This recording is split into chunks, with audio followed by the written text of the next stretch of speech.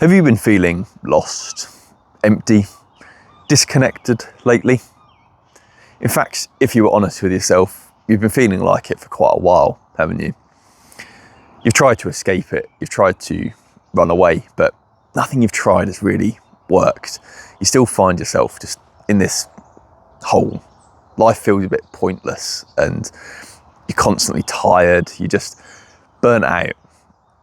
And you want to get out of that place. You want to get back into living life how it was meant to be. You want peace, presence, purpose again. But you just don't know what direction to go in. Well, it's a good job you found this video, really, because I've been exactly where you are. I see you. I understand those issues very, very well, because they're things that I struggled with for an awful long time too. And I want to help you. I want to show you that there is a path out of that place. And it's one that actually doesn't involve that much effort or difficulty. You see, for many of us, when we first come across like the idea of self-improvement, we kind of see this version of ourselves that we could be. There's so much potential, but we try and do it all at once and we burn ourselves out. And we find that we just seem to go further backwards than we were when we started.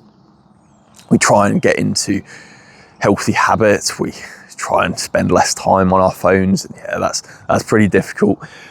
But we find that it's an uphill struggle, isn't it, to do that? Because we're trying to change ourselves from a place of lack. We feel like we aren't good enough as we are. And that somehow by becoming this better version of ourselves, we'll be able to live with ourselves. We'll be able to be happy. We'll be able to be kind to ourselves. But that's not the case. That's not where this journey starts. You see, the more and more you improve, the more and more your brain goes, look, here's the next milestone. Here's what you could be. You're still not there. You're still not good enough.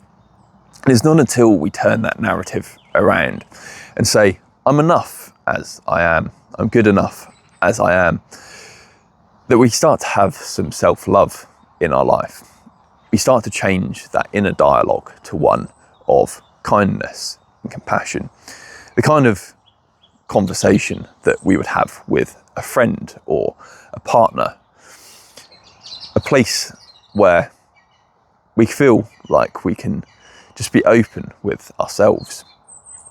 You see, when we have that self-doubt, that self-criticism, those negative thoughts about who we are, all they really do is force us into habits and places that we don't want to be in. And it's only through kindness and self-love that we can come into a place where we're doing those, we can fix those things from a place of love rather than a place of lack. And for me, I found that the best way to do this was to just start some really small, sustainable daily habits that started to change that story that I told myself. I would do 10 pull-ups, 20 push-ups and 30 squats every day. And I did this for months, just as a small act to myself to say, I'm looking after myself. I'm giving my body what it needs. I'm getting out of these horrible critical thoughts and into my body. And over time, that really started to help me to feel better, to change that story of you're not doing enough, you're not enough, you'll never be good enough, to one where I looked at what I was doing and could see that I'm turning up for myself. I'm looking after my body. I'm caring for myself. And exercise was just one of those habits. If you want to see the rest of them, then there's a link in the description to the Roots of Recovery ebook where I go over most of them in a little more detail. And if it's something that you resonate with and you want to take you to the next level, you want some more help with, then there's also the Roots of Recovery course linked in the description too, which I'll walk with you through how to start implementing them all into your life. But just that one small change, that one small decision to look after myself more, to change the attitude that I approached exercise with. From before, I used to go to the gym with the mindset that I'm not strong enough yet, I'm not in good enough shape, my muscles aren't big enough, and I'm doing this because I want to show the world that I can, I'm this version of me that's strong and big and powerful. I wasn't doing it for the right reasons. I was doing it for the external world. Again, once I reframed that narrative and started looking at it from a place of, I'm doing this for my health, for my longevity, for how I feel about myself when I look at myself in the mirror. I'm doing it from a place of love rather than from a place of hating myself. And changing that script is difficult. It doesn't come instantly. It does take a long time. But the best way to do it is just to start small. Start with small daily actions that you can do from that place of love rather than from a place of hating yourself. Ease off the pressure that you put on yourself, because that's something else we fall into an awful lot.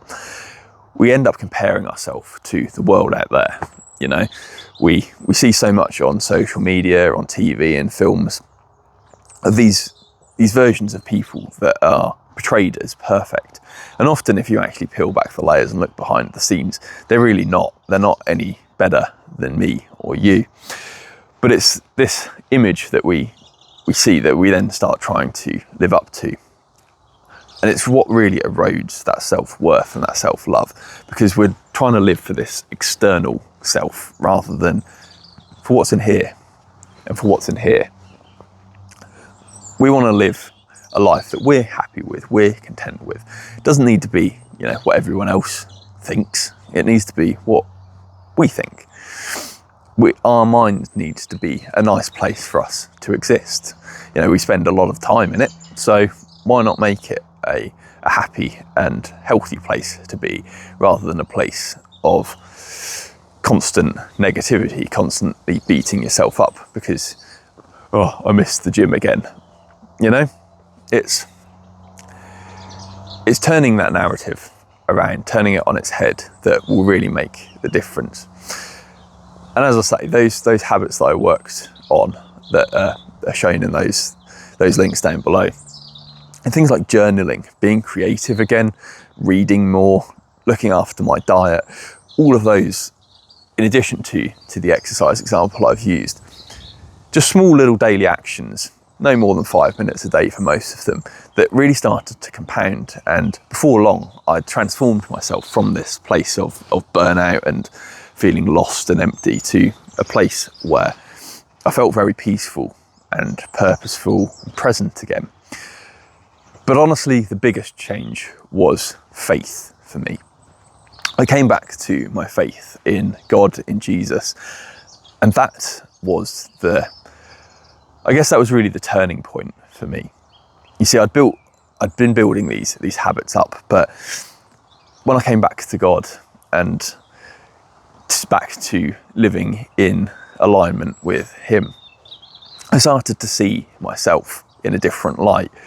And I went from this place of feeling like I wasn't good enough to seeing that God values me as I am, and that I'm good enough in His eyes. I have worth.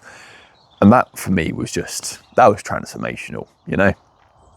All of these other little habits, they helped, they tickled me along the way, but that was the big one. That was what really, I suppose you could say that all of these little habits were like, the building blocks of my life.